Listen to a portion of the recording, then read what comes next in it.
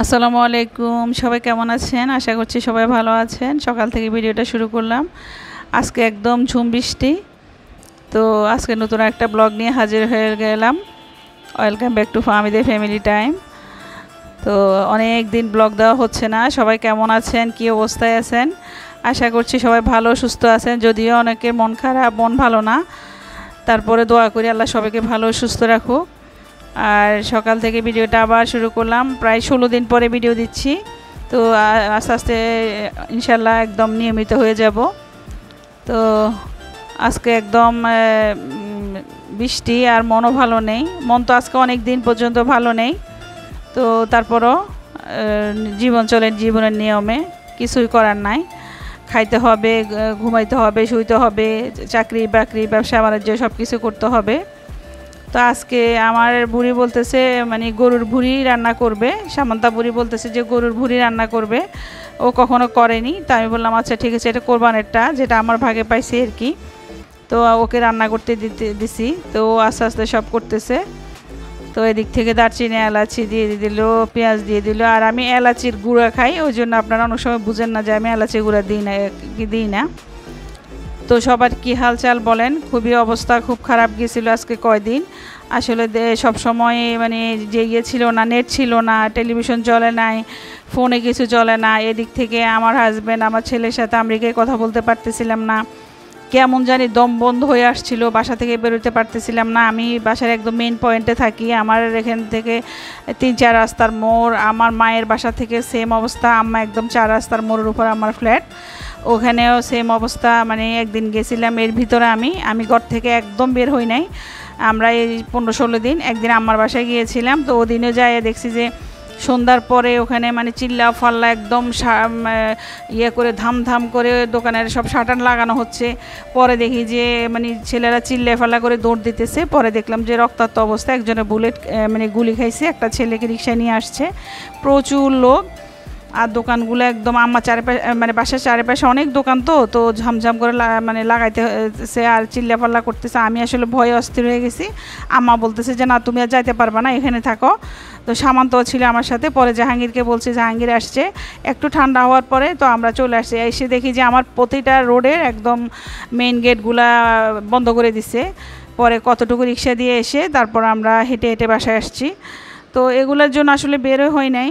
তো আর এই কয়দিন যে কীভাবে কাটালাম, সব সময় খালি নামাজ পড়তাম, সাথে নফল নামাজ পড়তাম, ওজিবা পড়তাম, মানে বিভিন্ন সূরা পড়তাম। আর সব যারা শহীদ হয়েছেন সবার জন্য দোয়া করতাম, আল্লাহ যাতে ওদেরকে বেহেশতে নসিব করে। এবং বেশি করে দোয়া করতাম তাদের মায়েদের জন্য, যা মানে তাদের কি বলবো, আর আমার আসলে মুখে আসতেছে না যে যেসব মায়ের বুক খালি হয়েছে, ওসব মায়েরা যেন আল্লাহ ওদেরকে দেয়, ধৈর্য শক্তি দেয়। আল্লাহ ওনাদেরকে একটু মনটা শান্তিতে রাখে, ওনারা যাতে সুস্থ থাকেন, ভালো থাকেন। আর আমার দেশটা যাতে শান্তি হয়, আমার দেশটা যাতে ভালো থাকে, আমরা যাতে আগের মতো সব কিছু ফ্রিলি পাই, মানে চলতে পারি, ফিরতে পারি, খাইতে পারি, শান্তিতে একটু ঘুমাইতে পারি, টেনশন মুক্ত থাকতে পারি। সব সময় এগুলো করতাম, কিছু তো করার নাই। আর মানে আমার হাজব্যান্ডের সাথে ছেলের সাথে প্রায় 7-8 দিন কথা বলতে পারে নাই। তাও 7 দিন পরে একটু কথা বলছে যে মা তুমি ভালো আছো, মা তুমি ভালো আছো, মা তুমি ভালো আছো। এই 3টা কথাই শান বলছে। তোমাদের বাজার আছে? বাবা অনেক উদ্বিগ্ন, তোমার কি বাজার আছে বাসায়? এই 5টা কথা শোনার পরে লাইনটা কেটে গেছে। তো এরপর আবার ফোন দিছে। আমি বললাম তুমি আমার কথা শুনতে পাচ্ছ কি না? যদি শুনতে পাও তাহলে আমরা ভালো আছি এবং বাজার টাজার সব আছে, টেনশন করো না, ফোনে কথা শোনা যাচ্ছে না। এই পর্যন্ত প্রায় 8-9 দিন পরে আবার তখন আমাকে বলতেছে যে আপনি ইমু নামাই কথা বলো। পরে আমার মোবাইলে ইমু ছিল না, পরে আমি ইমু নামায় কথা বলছি। তারপর একটু শান্তি লাগছে। আর আমার বাসারও চারিদিকে আসলে রোড, তো একদম মানে এখানে মাছ বাজার বলেন, সবজি বাজার, ফলের বাজার, একদম মানে বিভিন্ন হোটেল, দোকান, হাসপাতাল, একদম মানে এরকম জায়গাতে আমি থাকি। তো এগুলোর চারিপাশেও কিন্তু খুবই অবস্থা খুব খারাপ গেছে, পরিস্থিতি খুবই গরম ছিল। তো দোয়া করি আল্লাহ, যা হয়ে গেছে, এটা হওয়ার কথা ছিল না, বা না হলে বেশি ভালো হতো। হয়তো কোনো একটা সিদ্ধান্ত সব কিছু পাল্টে দিতে পারতো। তো যেটা হয়ে গেছে। আল্লাহ সব সময় যা করে ভালোর জন্য করে, মঙ্গলের জন্য করে, কিন্তু যার গেছে সে জানে। তারপরও আমি দোয়া করি সব সময়। আমরা আর কি করতে পারবো, সবাই মানে দোয়া করি, বা আপনারা সবাই দোয়া করবেন আল্লাহ যাতে সবাইকে ভালো রাখে, সুস্থ রাখে, আমাদের দেশটা যাতে শান্তি হয়, সুখের হয়, এবং আমরা যাতে যে স্বাধীন সার্বভৌম রাষ্ট্রে যাতে ভালোভাবে ফ্রিলি সুখে শান্তিতে বসবাস করতে পারি, এটাই। আর কি বলবো, এদিক থেকে আপনাদের সাথে কথা বলতে বলতে আমি কচু রান্না করতেছি। জাহাঙ্গীর কচুটা নিয়ে আসছিল, আর এটা করতেছি সন্দীপের চিংড়ি মাছ দিয়ে। আমার ছোটো বোনের চিংড়ি মাছগুলো নিয়ে আসছিল, আমি একদম কিপটার মতো অল্প অল্প করে রান্না করে খাই, মনে হয় যেন শেষ হয়ে গেলে হারে কোথায় পাবো। তো সন্দীপের জিনিস সবসময় আমার কাছে অমূল্য। আমি সন্দীপের জিনিস খাওয়া হয় না তা না, প্রত্যেক মাসে এটা না সেটা আসে। ভাইরা গেছিলো, ভাইরা তখন নিয়ে আসছে, ছোটো বোন আসছে, ছোটো বোনে নিয়ে আসছে। তো যে কেউ জাহাঙ্গীর গেলে জাহাঙ্গীর নিয়ে আসে। তো এখন চিংড়ি মাছ দিয়ে কচু রান্না করব। তো কচুটা আমি কুটে একটু উতরানো, মানে হলুদ দিয়ে একটু পানি উতরাই, তারপরে ওটার মধ্যে আমি হালকা একটু ভাপ দিয়ে নিয়েছি। এখন কচুটা আমি ইয়েতে দিয়ে দেব। এই যে মাছ কষানো হয়ে গেছে, এখানে হলুদ, মরিচ, জিরা, ধনিয়ার গুঁড়া, পেঁয়াজ, সামান্য একটু রসুন দিয়েছি, আদা দিই না, আর চিংড়ি মাছ এগুলোর মধ্যে কষানো অবস্থায় কচুটা ঢেলে দিলাম। আর কচুর যে মাটিটা আছে, মাটিটা আলাদা করে রাখছি, কারণ এটা তো একটু নরম হয়, তো ওই জন্য এটা একটু পরে দেব, ওটা সিদ্ধ করি নাই। তো এটা অনেক মজার আসলে।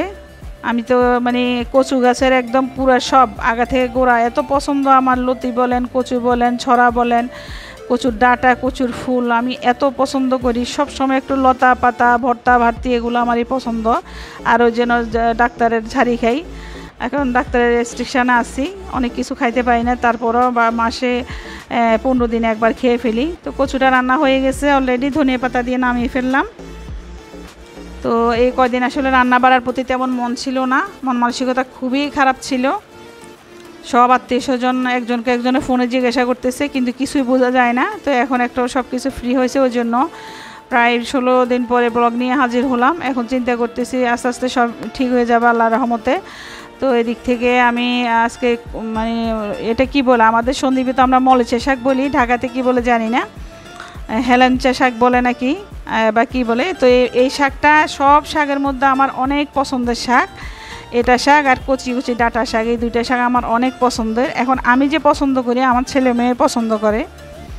তো এই শাকটা ভেজে নিচ্ছি এখন রসুন আর ইয়ে দিয়ে, শুধু রসুন, লবণ আর পেঁয়াজ, আর কিছু না। তো এখানে অল্প এক মুঠ শাক, এটা যেহেতু আমি শাক খাইতে পারবো না, ডাক্তারে না করছে, তো মাঝে মাঝে খেয়ে ফেলি, কাউকে বলি না, আত্মীয় স্বজনও চিল্লাফাল্লা করে। তো এগুলো তো হয়ে গেছে, এখন খাইতে বসবো। সব সময় ব্যালকনিতে দাঁড়াই থাকি, মনে হয় যেন মানে কি হয়ে গেল, এত সুন্দর সব কিছু ছিল, এটা থেকে একটা মাঝখান দিয়ে কি একটা ঝোড়ো হাওয়া হয়ে গেল, কত জীবন চলে গেল, কত কিছু নষ্ট হলো, সবাইয়ের মন মানসিকতা খারাপ হয়ে গেল, মানে একটা টেনশন কাজ করে সব সময় মাথার মধ্যে। তারপরে কিছু তো করার নাই, জীবন চলে, জীবনের নিয়মে আমরাও চলতেছি ওভাবে। তো এদিক থেকে যে ভুঁড়ি বোনা হয়ে গেছে, গরুর ভুঁড়ি, আর হলো শাক ভাজি, আর হলো এটা হলো মাসকলার ডাল, এটা কালকে রান্না করা ছিল, সামান্তা রাঁধছে। আর হলো কচু দিয়ে চিংড়ি মাছ দিয়ে, বিশেষ করবেন এত মজা হয়েছে। এখন এটা বললে তো বলবেন খাওয়াতে, আপনাদেরকে তো খাওয়াই না, তো আসলে সত্যি খাওয়াতে পারি না, সব সময় দেখাই, এটা আমার ডেইলি ব্লগ, তো ওই জন্য আপনাদেরকে সবসময় যেটা করি ওটাই দেখাই। আর এখন এত বৃষ্টি হইতেছে, থেমে থেমে বৃষ্টি হয়, আমি বারবার জানালা লাগাই আর খুলি, জানালা লাগাই আর খুলি। আমার মেয়ে হাসে, বলে কি কয়বার জানালা লাগাইছো, কোনছো তুমি? আসলে কি করবো যা বুঝতেছি না, নাইলে সোফা ভিজে যায়, দিক থেকে খাট ভিজে যায়। তো আমার কাছে খোলা জানালায় সবসময় ভালো লাগে, যে একটু বাতাস ঢুকবে ঘরের মধ্যে, আমার কাছে একদম খোলামেলা সব কিছু মানে আমার পছন্দ।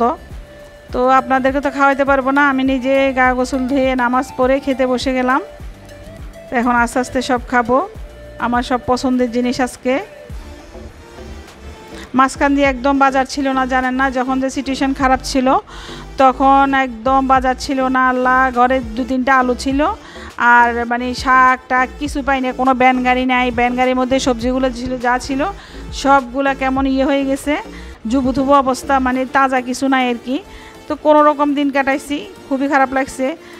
বলছে আল্লাহ, খালি আল্লাহকে সব সময় রাখতাম, একদম সারা দিন তসবি এটা নিয়ে খালি আমরা মা মেয়ে, বাসায় টিভি চলে না, মোবাইল নাই, এদিকে কি অবস্থা, বাজার সাজারও করতে পারি না, বের হতে পারি না। এর মধ্যে আমি একদিন আমার ফ্রেন্ডের বাসায় গিয়েছিলাম ভয়ে ভয়ে, পরে যখন শুনছি যে গন্ডগোল লাগছে তাড়াতাড়ি চলে আসছি আবার। তো শাক দিয়ে খেয়ে এখন গরুর ভুঁড়ি দিয়ে খাচ্ছি।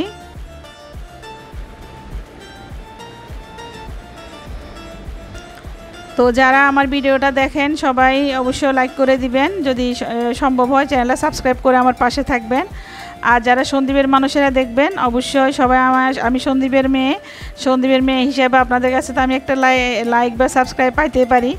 তো যদি পসিবল হয় একটা লাইক দিবেন এবং সাবস্ক্রাইব করবেন, ফ্রেন্ডস অ্যান্ড ফ্যামিলির সাথে শেয়ার করবেন। তো চেষ্টা করবো ইনশাল্লাহ আগের মতো আবার ভিডিও দিতে, কারণ আমার ভিডিও থেকে বারবার আমার কাছে মেসেজ আসতেছে যে অনেক দিন হয়ে গেল যে ভিডিও দিচ্ছি না। তো যাক, এখন আজকে থেকে শুরু করতেছি, ইনশাল্লাহ রেগুলার হতে চেষ্টা করব। তো সবাই কী অবস্থা কমেন্টস করে জানাতে পারেন। আর আমি ভাত টাত খাওয়ার পরে একটু ন্যাপ নিলাম, ওর পরে উঠে আবার আসরের নামাজ পড়ছি। এখন দেখলাম সন্ধ্যা হয়ে গেছে, কিন্তু প্রচুর বৃষ্টি বাইরে। তো এখন এই বৃষ্টির মধ্যে বৃষ্টির মধ্যে তাছাড়া ঘর থেকে বেরোতে পারি না, মনটা খুবই খারাপ হয়ে যায়। তো আমি সবসময় এই ব্যালকনিতে দাঁড়াই থাকি, আমার বুড়ির রুমের পাশে একটা ব্যালকনি আছে, ওখানে দাঁড়াই থাকি। তো এই যে বৃষ্টি উপভোগ করতেছি। তো এখানে দেখলাম বুড়ি একদম বৃষ্টির দিনে আমাকে গরম গরম রেমন নুডলস বানাই দিচ্ছে, অনেক মজা হয়েছে। তো গরম গরম খাচ্ছি। তো সবার কাছে ভিডিওটা কেমন লাগলো জানাবেন। সবাই ভালো সুস্থ থাকবেন, দেখা হবে নেক্সট কোনো ভিডিওতে। সেই পর্যন্ত টিল দেন, আল্লাহ হাফেজ।